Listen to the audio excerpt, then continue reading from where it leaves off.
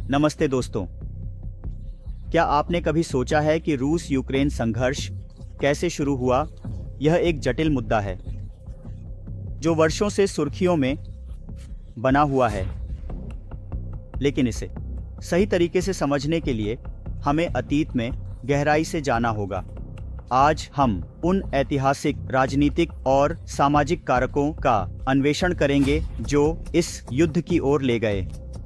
तो एक cup coffee लें और इस जटिल घटनाओं की लहर को एक साथ सुलझाएं। आइए एक त्वरित भूगोल पाठ से शुरू करते हैं। यूक्रेन यूरोप का दूसरा सबसे बड़ा देश है जो पूर्व में रूस से सीमावर्ती है। इसकी रणनीतिक स्थिति ने इसे सदियों से यूरोपीय राजनीति में एक प्रमुख खिलाड़ी बना दिया है। अब चलिए समय में पीछे चलते हैं ताकि इस संघर्ष की जड़ को समझ सकें। यह कहानी 9वीं सदी में कीवियन रूस के गठन के साथ शुरू हुई। इस मध्यकालीन राज्य को आधुनिक रूस, यूक्रेन और बेलारूस की सांस्कृतिक पूर्वज माना जाता है। 17वीं सदी में तेजी से बढ़ते हुए हम देखते हैं कि यूक्रेन रूसी साम्राज्य के नियंत्रण में आ जाता है। इस अवधि ने यूक्रेन के मामलों पर रूस के लंबे समय तक के प्रभाव की शुरुआत को चिह्नित किया। 20वीं सदी ने क्षेत्र में महत्वपूर्ण परिवर्तन लाए।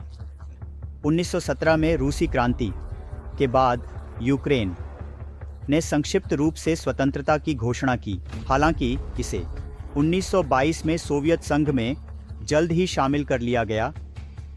सोवियत संघ के युग के दौरान यूक्रेन ने विकास और कठिनाइयों दोनों का अनुभव किया। 1930 के दशक में एक मानव निर्मित अकाल हुआ जिसे होलोडोमोर के नाम से जाना जाता है, जिसने लाखों यूक्रेनियों की जान ले ली। यह त्रासदी आज भी रूस और यूक्रेन के बीच विवाद का एक बिंदु है। 1951 में सोवियत संघ का पतन एक महत्वपूर्ण मोड़ था। एंटियन एक महत्वपूर्ण मोड़ को चिह्नित करता है। यूक्रेन भी ने अंततः अपनी स्वतंत्रता प्राप्त की। यह महीनों की अस्थिरता का परिणाम था। सोवियत संघ के छात्र और कार्यकर्ता जल्द ही 25 दिसंबर को समाप्त हो गए,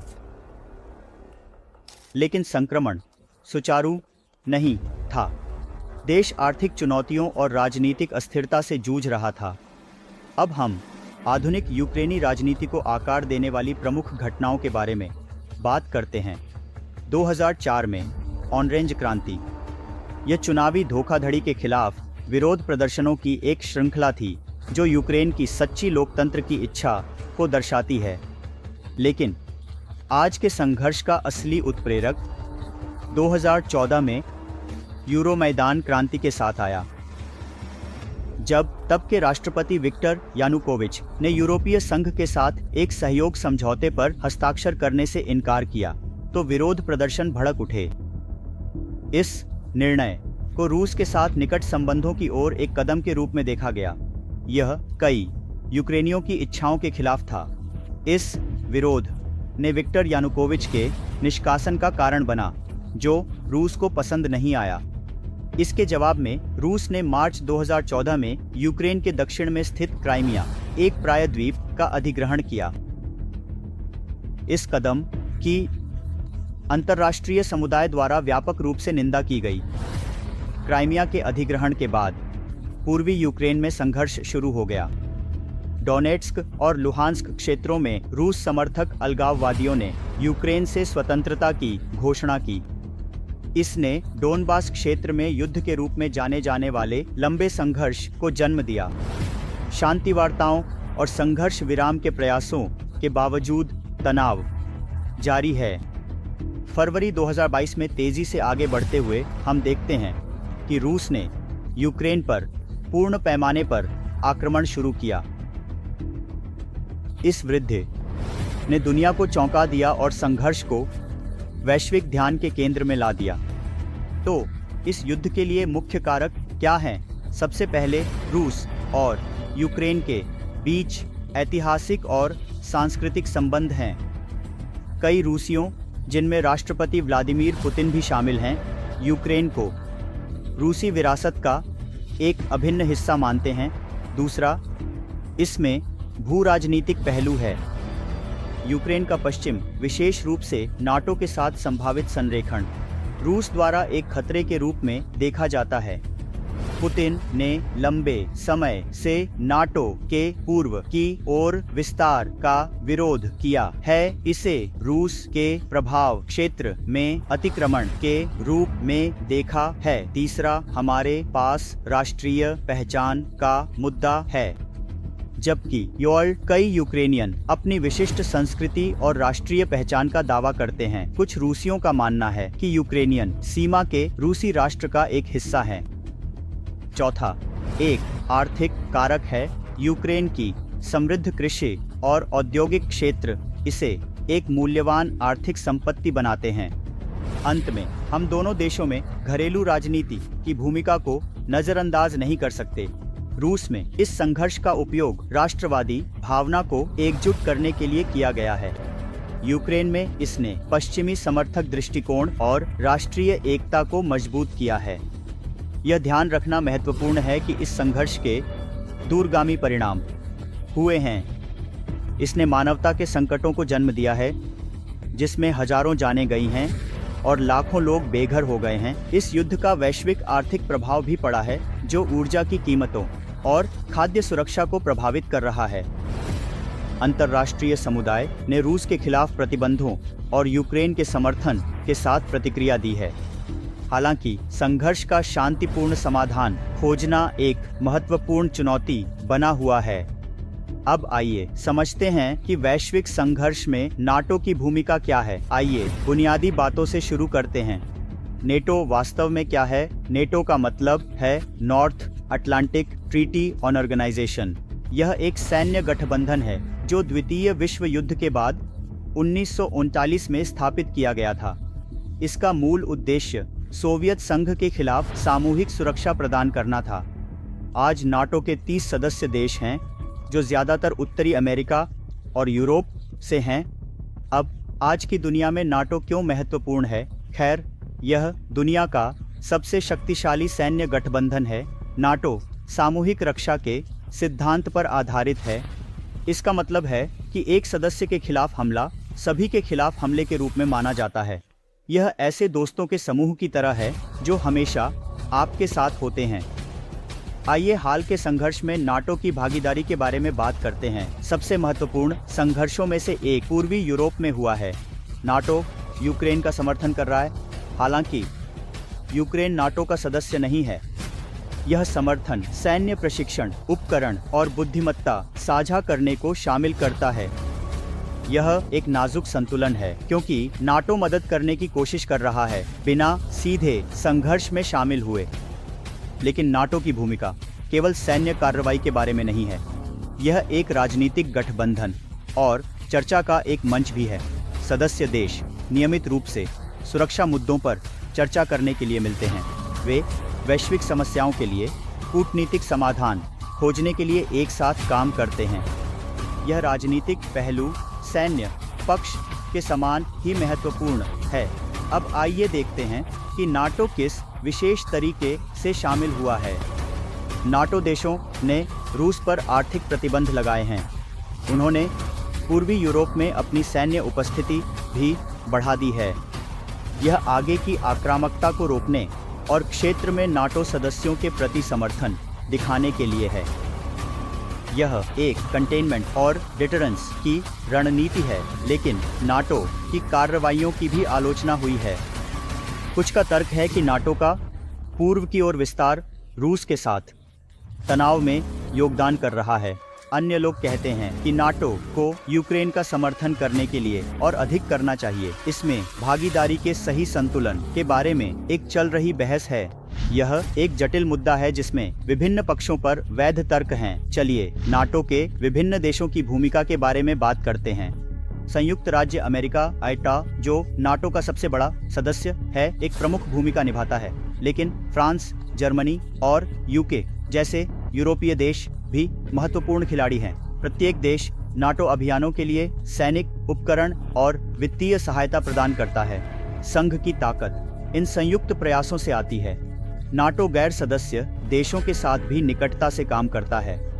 उनके पास ऑस्ट्रेलिया, एशिया, जापान और दक्षिण कोरिया जैसे देशों के साथ साझेदारियां हैं।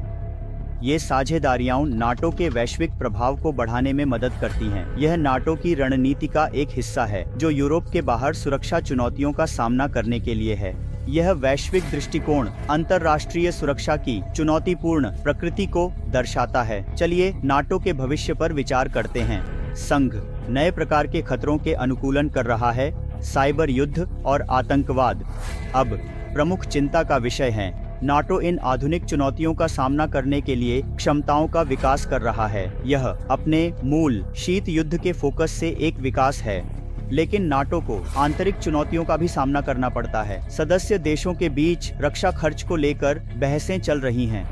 कुछ देश के सदस्य अपने जीडीपी के 2% खर्च करने के सहमति लक्ष्य को पूरा नहीं कर रहे हैं। इससे गठबंधन के भीतर तनाव उत्पन्न हुआ है। यह बोझ साझा करने और प्रतिबद्धताओं के बारे में सवाल उठाता है। बड़े चित्र को देखते हुए नाटो की भूमिका विकसित हो रही है। यह अब केवल सैन्य शक्ति के बारे में नहीं है। नाटो एक मानवीय मिशन में अधिक भागीदारी बढ़ा रहा है। यह जलवायु परिवर्तन और इसके सुरक्षा प्रभावों जैसे मुद्दों पर भी ध्यान केंद्रित कर रहा है। यह व्यापक दृष्टिकोण आज की वैश्विक सुरक्षा की जटिल प्रकृति को दर्शाता है। चलिए नाटो के निर्णय लेने की प्रक्रिया के बारे में बात करते हैं। सभी निर्णय सहमति से लिए जाते हैं। इसका मतलब है कि सभी 30 सदस्यों को किसी भी कार्रवाई पर सहमत होना चाहिए। यह निर्णय लेने की प्रक्रिया को धीमा कर सकती है, लेकिन यह सुनिश्चित करती है कि सभी आवाजें सुनी जा रही हैं। यह प्रक्रिया गठबंधन में एकता बनाए रखने के लिए महत्वपूर्ण है। अब हम कुछ विशिष्ट नाटो अभियानों पर विचार करते हैं। यह गठबंधन बाल्कन में शांति स्थापना मिशन में विकसित हुआ है। इसने 2011 में लीबिया में अभियानों का नेतृत्व किया। नाटो कई वर्षों से अफगानिस्तान में भी सक्रिय है। यह मिशन नाटो की गतिविधियों की विविधता को दर्शाता है, लेकिन नाटो की कार्रवाइयां विवादों से रहित नहीं हैं। कुछ का तर्क है कि नाटो के ऑपरेशनों ने कभी-कभी स्थिति को और खराब कर दिया है। कुछ हस्तक्षेपों की वैधता और प्रभावशीलता पर बहसें हैं। इन आलोचनाओं ने अंतर्राष्ट्रीय सैन्य कार्रवाइयों की चुनौतियों को उजागर किया। नाटो अभियानों की सफलताओं और असफलताओं दोनों पर विचार करना महत्वपूर्ण है। वर्तमान घटनाओं को देखते हुए नाटो की भूमिका पहले से कहीं अधिक प्रमुख है। यह गठबंधन यूक्रेन का समर्थन करने के लिए काम कर रहा है, बिना सीधे सैन्य भागीदारी के। इसमें खुफिया जानकारी, उपकरण और प्रशिक्षण प्रदान करना शामिल है। नाटो पूर्वी यूरोप में अपनी उपस्थिति को भी मजबूत कर रहा है। यह समर्थन और बढ़ते तनाव से बचने के बीच एक नाजुक संतुलन है। आइए नाटो के प्रभाव के आर्थिक पहलू पर विचार करें। नाटो देशों का वैश्विक अर्थव्यवस्था में एक महत्वपूर्ण हिस्सा है। यह आर्थिक शक्ति, राजनीतिक और सैन्य प्रभाव में बदलती है। नाटो सदस्यों द्वारा समन्वित आर्थिक प्रतिबंधों का बड़ा प्रभाव हो सकता है। यह दिखाता है कि नाटो का प्रभाव केवल सैन्य मामलों से परे फैला हुआ है। अब चलिए रूस पर आर्थिक प्रतिबंधों को समझते हैं। आइए देखते हैं कि आर्थिक प्रतिबंध वास्तव में क्या होते हैं। इन्हें उन वित्तीय दंडों के रूप में सोचें जो देश किसी अन्य राष्ट्र के व्यवहार को प्रभावित करने के लिए उपयोग करते हैं। रूस के मामले में ये प्रतिबंध यूक्रेन में इसके कार्यों के बाद लगाए गए थे। अब आप सोच रहे होंगे ये प्रतिबंध व्यावहारिक रूप में कैसे दिखते हैं। खैर, ये विभिन्न रूपों में आते हैं, संपत्तियों को फ्रीज करने से लेकर व्यापार प्रतिबंधों तक। उदाहरण के लिए कई रूसी बैंक स्विफ्ट से कट गए हैं। यह वैश्विक संदेश प्रणाली वित्तीय लेन देन के लिए है। यह कदम मूल रूप से इन बैंकों को अंतर्राष्ट्रीय वित्तीय प्रणाली से अलग कर देता है। कल्पना कीजिए कि अचानक आप अपने क्रेडिट कार्ड का उपयोग नहीं कर पा रहे हैं या विदेश में पैसे ट्रांसफर नहीं कर पा रहे हैं। यही वह प्रभाव है जिसके बारे में हम बात कर रहे हैं। लेकिन प्रतिबंध यहीं नहीं रुकते। कई पश्चिमी कंपनियों ने रूस से बाहर निकलने का निर्णय लिया है, दुकानों को बंद कर दिया है और संचालन रोक दिए हैं। इससे रूस के नागरिकों के लिए नौकरी के नुकसान और उपभोक्ता विकल्पों में कमी आई है। यह ऐसा है जैसे एक दिन जागकर पता चले कि आपका पसंदीदा स्टोर और रेस्तरां सभी बंद हो गए हैं। अब हम देखते हैं कि इन प्रतिबंधों ने रूस की अर्थव्यवस्था को कैसे प्रभावित किया है। रूसी रूबल शुरू में गिर गया, जिसने डॉलर के मुकाबले अपनी लगभग आधी कीमत खो दी। इससे रूसियों के लिए आयात बहुत महंगा हो गया, जिससे महंगाई और खरीदने की शक्ति में कमी आई। हालांकि यह ध्यान रखना महत्वपूर्ण है कि विद्रोही तब से स्थिर हो गया है, आंशिक रूप से रूस के प्रतिक्रम उपायों के कारण। प्रतिकार उपायों की बात करते हुए रूस ने केवल पीछे बैठकर इन प्रतिबंधों को स्वीकार नहीं किया है। उन्होंने प्रभाव को कम करने के लिए अपनी आर्थिक रणनीतियों को लागू किया है। उदाहरण के लिए उन्होंने चीन और भारत जैसे देशों के साथ व्यापार बढ़ाया है। उन्होंने यह भी मांग की है कि दुश्मन देशों को रूसी गैस के लिए मलबे में भुगतान करना होगा। यह कदम रूबल का समर्थन करने और मुद्रा की मांग बनाए रखने के लिए डिजाइन किया गया था। लेकिन यहाँ पर यह वास्तव में दिलचस्प हो जाता है। ये प्रतिबंध केवल रूस को प्रभावित नहीं कर रहे हैं, बल्कि ये वैश्विक अर्थव्यवस्था में हलचल पैदा कर रहे हैं। आइए ऊर्जा की कीमतों से शुरू करते हैं। रूस प्रमुख तेल और गैस निर्यातक है और प्रतिबंधों ने इन आपूर्ति को बाधित कर दिया है। इसके परिणाम स्वरूप हमने दुनिया भर में ऊर्जा की कीमतों में तेजी से वृद्धि देखी है। यदि आपने गैस पंप पर या अपने हीटिंग बिल पर उच्च कीमतें देखी हैं, तो यह आंशिक रूप से इसका कारण है। प्रतिबंधों ने वैश्विक खाद्य सुरक्षा पर भी प्रभाव डाला है। रूस और यूक्रेन मिलकर वैश्विक गेहूं के निर्यात का लगभग 30% हिस्सा बनाते हैं। संघर्ष और प्रतिबंधों के कारण इस निर्यात में बाधा आने से वैश्विक स्तर पर खाद्य कीमतों में वृद्धि देखी गई है। यह उन देशों के लिए विशेष रूप से चिंताजनक है जो इन आयातों पर भारी निर्भर करते हैं। अब हम उन कुछ विशेष क्षेत्रों पर ध्यान केंद्रित करते हैं जो प्रतिबंधों से प्रभावित हुए हैं। उदाहरण के लिए ऑटोमोटिव उद्योग को नुकसान हुआ है। कई कार निर्माता रूस से भागों पर निर्भर करते हैं, विशेष रूप से कैटेलिटिक कन्वर्टर्स के लिए पैलाडियम। प्रतिबंधों के लागू होने के साथ उन्हें वैकल्पिक आपूर्तिकर्ताओं को खोजने के लिए स्क्रैम्बलिंग करना पड़ा है। इससे उत्पादन में देरी और लागत में वृद्धि हुई है, जो अक्सर उपभोक्ताओं पर डाल दी जाती है। तकनीकी क्षेत्र भी इससे अछूता नहीं रहा है। रूस सेमीकंडक्टर निर्माण में उपयोग होने वाले नोबल गैसों का एक महत्वपूर्ण निर्यातक था। इस आपूर्ति के बाधित होने से यह चल रहे वैश्विक चिप की कमी में जोड़ता है। यह स्मार्टफोनों से लेकर कारों और घरेलू उपकरणों तक सब कुछ प्रभावित करता है। वित्तीय क्षेत्र को भी नहीं भूलना चाहिए। रूस के प्रति जोखिम रखने वाले पश्चिमी बैंकों को नुकसान का सामना करना पड़ा है और उन्हें किसी तरह अरबों के संपत्तियों को लिखना पड़ा है। यह अधिक कड़े उधारी प्रथाओं की ओर ले जा सकता है, जो संभावित रूप से आर्थिक विकास को धीमा कर सकता है। अब आप सोच रहे होंगे कि क्या ये प्रतिबंध प्रभावी हैं? खैर, यह एक जटिल प्रश्न है जिसका कोई सरल उत्तर नहीं है। एक ओर उन्होंने निश्चित रूप से रूस की अर्थव्यवस्था पर दबाव डाला है। IMF का अनुमान है कि रूस की GDP में काफ़ी कमी आएगी। हालांकि रूस ने लचीलापन दिखाया है, कुछ प्रतिबंधों के चारों ओर काम करने और अनुकूलित करने के तरीके खोजे हैं। यह भी ध्यान देने योग्य है कि प्रतिबंधों के अप्रत्याशित परिणाम हो सकते हैं। उदाहरण के लिए उन्होंने कुछ देशों द्वारा अमेरिकी डॉलर पर निर्भरता को कम करने के प्रयासों को तेज किया है। यह वैश्विक वित्तीय प्रणाली के लिए दीर्घकालिक प्रभाव डाल सकता है। इन प्रतिबंधों ने वैश्विक व्यापार प्रवाह और आर्थिक गठबंधनों को पुनः आकार दिया है। हम एक अधिक विभाजित वैश्विक अर्थव्यवस्था की ओर एक बदलाव देख रहे हैं। देश अपनी आर्थिक निर्भरताओं का पुनर्मूल्यांकन कर रहे हैं और अपने व्यापार संबंधों को विविधता प्रदान कर रहे हैं। यह आने वाले वर्षों में वैश्विक आर्थिक परिदृश्य में महत्वपूर्ण बदलाव ला सकता है।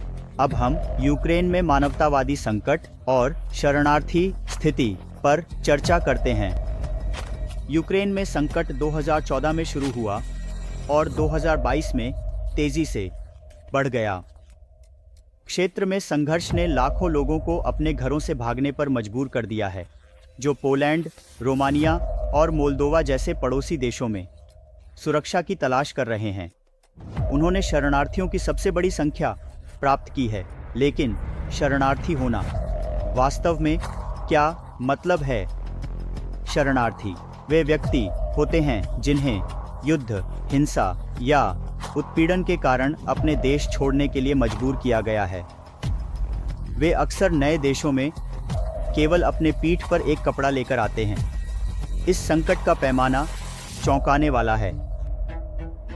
अब तक 5 मिलियन से अधिक यूक्रेनियन देश छोड़ चुके हैं। इसके अलावा 7 मिलियन लोग यूक्रेन के भीतर ही आंतरिक रूप से विस्थापित हैं। ये संख्या असली लोगों का प्रतिनिधित्व करती है। प्रत्येक के पास अपने नुकसान और जीवित रहने की कहानी है। आइए एक पल के लिए संकट पर मानव प्रभाव पर विचार करें। परिवार बिखर गए हैं, बच्चे स्कूलों से गायब हैं और बुजुर्ग व्यक्ति नए परिवेश में ढलने के लिए संघर्ष कर रहे हैं। कई शरणार्थियों को भाषा की बाधाओं का सामना करना पड़ता है, जिससे काम ढूंढना या सेवाओं तक पहुंचना मुश्किल हो जाता है। जो लोग सार्वजनिक क्षेत्रों को मुक्त करते हैं, उनमें आघात और मानसिक स्वास्थ्य समस्याएं सामान्य हैं। अब हम मेजबान देशों द्वारा सामना की जाने वाली चुनौतियों पर नजर डालते हैं। करोड़ों लोगों के लिए आश्रय, भोजन और स्वास्थ्य देखभाल प्रदान करना कोई छोटी बात नहीं है। कई देशों ने रिसेप्शन केंद्र और अस्थायी आवास स्थापित किए हैं। शरणार्थियों की भारी संख्या ने संसाधनों और बुनियादी ढांचे पर दबाव डाला है। अंतर्राष्ट्रीय संगठन इस संकट को हल करने में महत्वपूर्ण भूमिका निभाते हैं। संयुक्त राष्ट्र उच्चायुक्त शरणार्थियों के लिए नेतृत्व संगठन के प्रयास करते हैं। वे संयुक्त राष्ट्र एजेंसियों, गैर सरकारी संगठनों, NGOs और स्थानीय शासन निकायों के साथ मिलकर काम करते हैं। यह संगठन आवश्यक सेवाएं, खाद्य और स्वच्छ जल वितरण, आपातकालीन आश्रय, स्वास्थ्य देखभाल और टीकाकरण कार्यक्रम, विस्थापित बच्चों के लिए शिक्षा सहायता और आघात से बचे लोगों के लिए मनोवैज्ञानिक परामर्श प्रदान करता है। इन प्रयासों के बावजूद महत्वपूर्ण चुनौतियां बनी हुई हैं। दीर्घकालिक आवास समाधान की आवश्यकता है क्योंकि संकट जारी है। मेजबान समुदायों में एकीकरण एक निरंतर प्रक्रिया है। कई शरणार्थी एक दिन घर लौटने की आशा करते हैं, लेकिन शांति की राह अनिश्चित बनी हुई है। यह याद रखना महत्वपूर्ण है कि शरणार्थी अपने मेजबान देशों में मूल्यवान कौशल और अनुभव लाते हैं। उनमें से कई पेशेवर होते हैं, जैसे डॉक्टर, शिक्षक और इंजीनियर। सही समर्थन के साथ वे अपने नए समुदाय में महत्वपूर्ण योगदान दे सकते हैं। चलिए शरणार्थी एकीकरण के कुछ सकारात्मक उदाहरणों पर नजर डालते हैं। भाषा कक्षाएं, वयस्कों को रोजगार खोजने में मदद करना, बच्चों का स्थानीय स्कूलों में उत्कृष्टता, सामुदायिक कार्यक्रम, संस्कृति के आदान प्रदान को बढ़ावा देना, शरणार्थी नेतृत्व वाले व्यवसाय, स्थानीय अर्थव्यवस्था में योगदान देना। अब चलिए साइबर युद्ध के बारे में बात करते हैं। साइबर युद्ध में एक राष्ट्र राज्य द्वारा दूसरे राष्ट्र के कंप्यूटर या नेटवर्क में घुसपैठ करने की कार्रवाई शामिल होती है। लक्ष्य नुकसान पहुंचाने, धोखा देने या जानकारी इकट्ठा करने के लिए। अब हम कुछ वास्तविक दुनिया के उदाहरणों पर नजर डालते हैं। क्या आपको 2007 में एस्टोनिया पर हुए साइबर हमले की याद है? इसने देश की बुनियादी ढांचे को एक सप्ताह के लिए क्रिपल कर दिया था। या 2010 में ईरान की परमाणु सुविधा को लक्षित करने वाला स्टेनिक्स वर्म। ये घटनाएं साइबर युद्ध की शक्ति को दर्शाती है। लेकिन साइबर युद्ध केवल बुनियादी ढांचे पर हमले के बारे में नहीं है, यह सूचना युद्ध के बारे में भी है।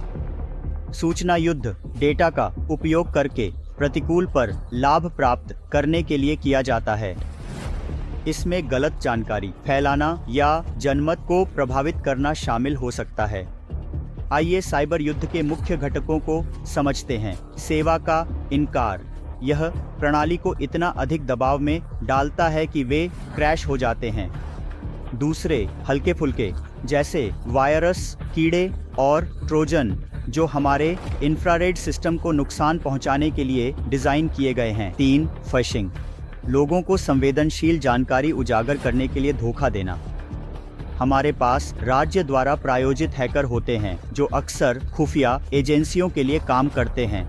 कुछ स्वतंत्र हैकर समूह भी होते हैं जिन्हें कभी कभी सरकारों द्वारा नियुक्त किया जाता है। और यह न भूलें कि साइबर अपराधी भी हो सकते हैं जो व्यक्तिगत लाभ के लिए संघर्ष का फायदा उठाएं।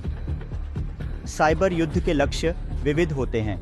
सैन्य प्रणाली स्पष्ट लक्ष्य हैं, लेकिन नागरिक बुनियादी ढांचे जैसे बिजली ग्रिड और जल आपूर्ति भी प्रभावित होते हैं। वित्तीय प्रणाली और संचार नेटवर्क भी अक्सर हमलों का शिकार होते हैं।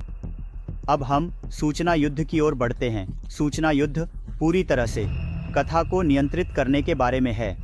यह सार्वजनिक राय और निर्णय लेने को प्रभावित करने के लिए विभिन्न तकनीकों का उपयोग करता है।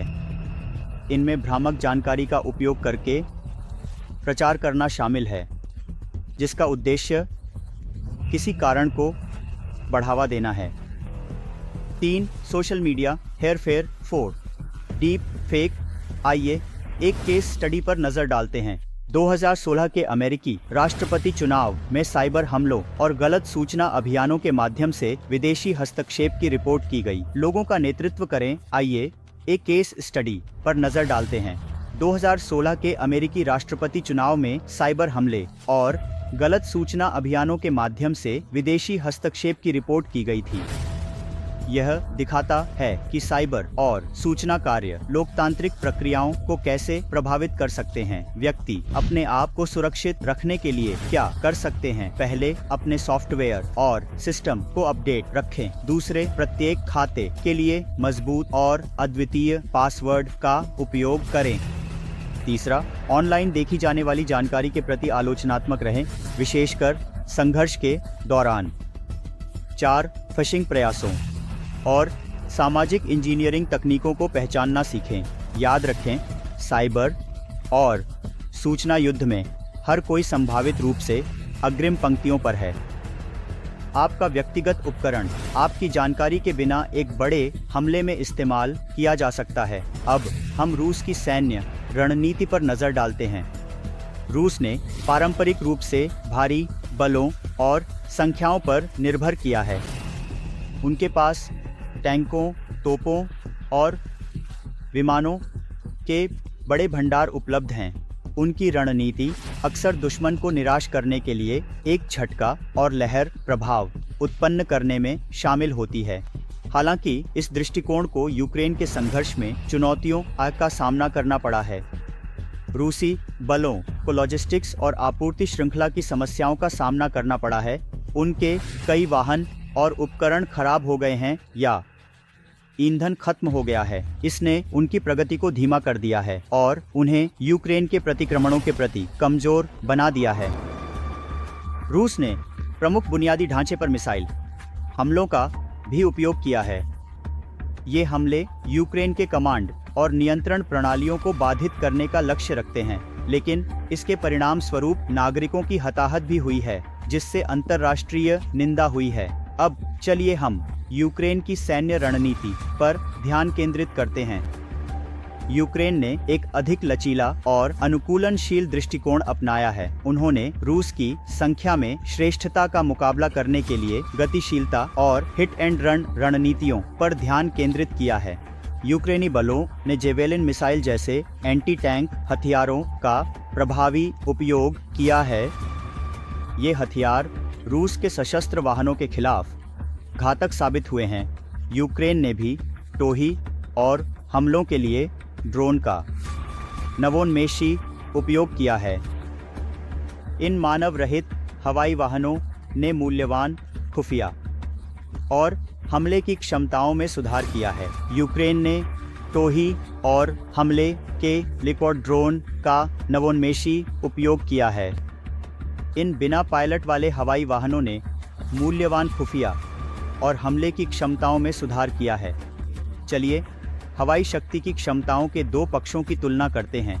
रूस के पास कागज पर एक बड़ा और अधिक उन्नत वायुसेना है, हालांकि वे यूक्रेन पर हवाई श्रेष्ठता हासिल करने में असमर्थ रहे हैं। यूक्रेन की वायु रक्षा ने आश्चर्यजनक रूप से लचीलापन साबित किया है। उन्होंने कई रूसी विमान और क्रूज मिसाइलों को गिराने में सफलता प्राप्त की है। इसने रूस के पायलटों को कम ऊंचाई पर उड़ान भरने के लिए मजबूर किया है, जिससे वे अधिक कमजोर हो गए हैं। इन हमलों ने सैन्य प्रणालियों, बुनियादी ढांचे और यहाँ तक कि नागरिकों के नेटवर्क को लक्षित किया है। प्रशिक्षण और मनोबल दोनों सेनाओं के प्रदर्शन में महत्वपूर्ण भूमिका निभाते हैं। रूसी बलों ने कुछ मामलों में कम मनोबल और खराब प्रशिक्षण के संकेत दिखाए हैं। अपने देश की रक्षा के लिए लड़ रहे यूक्रेनी सैनिकों ने उच्च प्रेरणा का प्रदर्शन किया है। इस संघर्ष ने अंतर्राष्ट्रीय समर्थन के महत्व को भी उजागर किया है। यूक्रेन को पश्चिमी सहयोगियों से महत्वपूर्ण सैन्य सहायता मिली है। आइए इस संघर्ष में धोखे और छल का उपयोग चर्चा करें।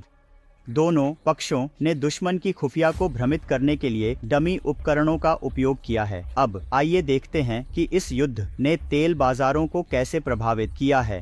पहले हमने तेल की कीमतों में तेज वृद्धि देखी। क्योंकि आपूर्ति की कमी का डर था। रूस प्रतिदिन लाखों बैरल तेल का निर्यात करता है। प्रतिबंधों के लागू होने के साथ इस आपूर्ति को खतरा था। देशों और कंपनियों ने वैकल्पिक स्रोतों की तलाश शुरू कर दी। इससे अन्य तेल उत्पादक देशों की मांग में वृद्धि हुई। सऊदी अरब और संयुक्त राज्य अमेरिका जैसे स्थानों पर उत्पादन बढ़ाने का दबाव देखा गया, लेकिन यह केवल नए स्रोतों को खोजने के बारे में नहीं है। परिवहन मार्गों पर भी प्रभाव पड़ा है। कई तेल टैंकरों को अपने सामान्य मार्ग को बदलना पड़ा। इसका परिणाम लंबी शिपिंग समय और उच्च लागत में हुआ। अब चलिए बात करते हैं कि आम लोग इसे कैसे महसूस कर रहे हैं। पंप पर उच्च गैस की कीमतें सबसे स्पष्ट प्रभाव हैं। कुछ देशों में ईंधन की लागत रिकॉर्ड उच्च स्तर पर पहुंच गई है। इसका प्रभाव केवल ड्राइवरों आय पर नहीं, बल्कि उन उद्योगों आय पर भी पड़ता है जो परिवहन पर निर्भर करते हैं। प्राकृतिक गैस की बात करें तो स्थिति और भी जटिल हो जाती है। विशेष रूप से यूरोप ने दबाव को सहन करने में असफलता दिखाई है। कई यूरोपीय देशों ने रूसी प्राकृतिक गैस पर बहुत अधिक निर्भरता दिखाई। युद्ध के साथ आपूर्ति अनिश्चित हो गई। देशों ने प्राकृतिक गैस के नए स्रोत खोजने के लिए दौड़ लगाई। हमने अमेरिका और कतर से तरलीकृत प्राकृतिक गैस में बढ़ते हुए रुचि देखी, लेकिन नए आपूर्तिकर्ताओं पर स्विच करना एक त्वरित या आसान प्रक्रिया नहीं है। इसके लिए नई अवसंरचना और दीर्घकालिक अनुबंधों की आवश्यकता होती है। युद्ध ने नवीकरणीय ऊर्जा के लिए प्रयासों को भी तेज कर दिया है। कई देश इसे जीवाश्म ईंधनों पर निर्भरता को कम करने के एक तरीके के रूप में देखते हैं। सौर, पवन और अन्य हरे प्रौद्योगिकियों में निवेश बढ़ा है, लेकिन संक्रमण में समय लगता है और जीवाश्म ईंधन अभी भी ऊर्जा मिश्रण में प्रमुख हैं। आइए कुछ विशिष्ट उदाहरणों पर नजर डालते हैं कि देशों ने कैसे अनुकूलन किया है। उदाहरण के लिए जर्मनी ने कुछ कोयला संयंत्रों को फिर से चालू किया। इसका उद्देश्य रूस के गैस पर निर्भरता को कम करना था। पर्यावरणीय चिंताओं के बावजूद अमेरिका यूरोप के लिए प्रमुख एलएनजी निर्यातक बन गया, जिससे वैश्विक व्यापार भागीदारों में बदलाव आया। युद्ध ने ऊर्जा भंडारण के महत्व को भी उजागर किया है। देश एक रणनीतिक भंडार में अधिक निवेश कर रहे हैं। यह भविष्य की आपूर्ति भंडार के खिलाफ सुरक्षा के लिए है। हम विश्व भर में ऊर्जा नीतियों में बदलाव की तलाश कर रहे हैं। कई सरकारें अपनी ऊर्जा सुरक्षा रणनीतियों का पुनर्मूल्यांकन कर रही हैं। ऊर्जा स्रोतों और आपूर्तिकर्ताओं को विविधता देने पर नया ध्यान केंद्रित किया गया है। यह संघर्ष वैश्विक जलवायु लक्ष्यों पर भी प्रभाव डाल रहा है। एक ओर यह कुछ देशों को स्वच्छ ऊर्जा की ओर बढ़ने के लिए प्रेरित कर रहा है। दूसरी ओर ऊर्जा सुरक्षा की तत्काल आवश्यकता ने कुछ स्थानों पर कोयले के उपयोग में वृद्धि की है। आइए इस नए ऊर्जा परिदृश्य में विजेताओं और हारने वालों के बारे में बात करते हैं। संघर्ष क्षेत्र के बाहर प्रचुर मात्रा में तेल और गैस के भंडार वाले देशों को लाभ हुआ है। उन्होंने नए संसाधनों के लिए बढ़ी हुई मांग और उच्च कीमतें देखी हैं। दूसरी ओर ऊर्जा आयात करने वाले देशों को उच्च लागत और आपूर्ति की चुनौतियों का सामना करना पड़ा है। युद्ध ने ऊर्जा कंपनियों को भी प्रभावित किया है और किसी न किसी तरह रूस के प्रोजेक्ट में निवेश को लिखना पड़ा। अन्य लोगों ने नए बाजारों और बढ़ती मांग में अवसर देखे हैं। आगे देखते हुए हम क्या उम्मीद कर सकते हैं? ऊर्जा बाजार कुछ समय के लिए अस्थिर रहने की संभावना है। हमें उच्च कीमतों और आपूर्ति की अनिश्चितताओं का सामना करना पड़ सकता है। पर्यावरणीय पहलू को न भूलें। यह संघर्ष जलवायु परिवर्तन से निपटने के लिए वैश्विक प्रयासों को बाधित कर रहा है। कुछ देशों ने ऊर्जा की कमी के कारण अस्थायी रूप से कोयले का उपयोग बढ़ा दिया है। हालांकि इसने दूसरों में नवीकरणीय ऊर्जा की ओर संक्रमण को भी तेज किया है। इस संघर्ष ने अन्य मुद्दों पर वैश्विक सहयोग को भी प्रभावित किया है। हमने महामारी की तैयारी और अंतरिक्ष अन्वेषण जैसे मामलों में सहयोग में कमी देखी है। यह दर्शाता है कि भू राजनीतिक तनाव साझा वैश्विक चुनौतियों पर प्रगति को कैसे बाधित कर सकता है। आगे देखते हुए हम क्या उम्मीद कर सकते हैं? विशेषज्ञ एक अधिक विभाजित विश्व व्यवस्था की भविष्यवाणी करते हैं। हम नए गठबंधनों और आर्थिक ब्लॉकों के गठन को देख सकते हैं। अंतर्राष्ट्रीय संस्थानों की भूमिका विकसित होती रहेगी। देश आत्मनिर्भरता और क्षेत्रीय साझेदारी पर अधिक ध्यान केंद्रित कर सकते हैं। जैसा कि हमने देखा है, इस संघर्ष का वैश्विक भू राजनीति पर प्रभाव व्यापक और जटिल है। यह गठबंधनों, आर्थिक संबंधों और अंतर्राष्ट्रीय संबंधों की विभिन्न संरचनाओं को पुनः आकार दे रहा है। इन परिवर्तनों को समझना हमारे द्वारा जीने वाली दुनिया को समझने के लिए महत्वपूर्ण है। आप इस भू राजनीतिक बदलाव के बारे में क्या सोचते हैं? नीचे टिप्पणी में अपने विचार साझा करें। इस वीडियो को लाइक करना न भूलें और वैश्विक मामलों पर और अधिक जानकारीपूर्ण सामग्री के लिए सब्सक्राइब करें। देखने के लिए धन्यवाद और मैं आपको अगले वीडियो में मिलूंगा।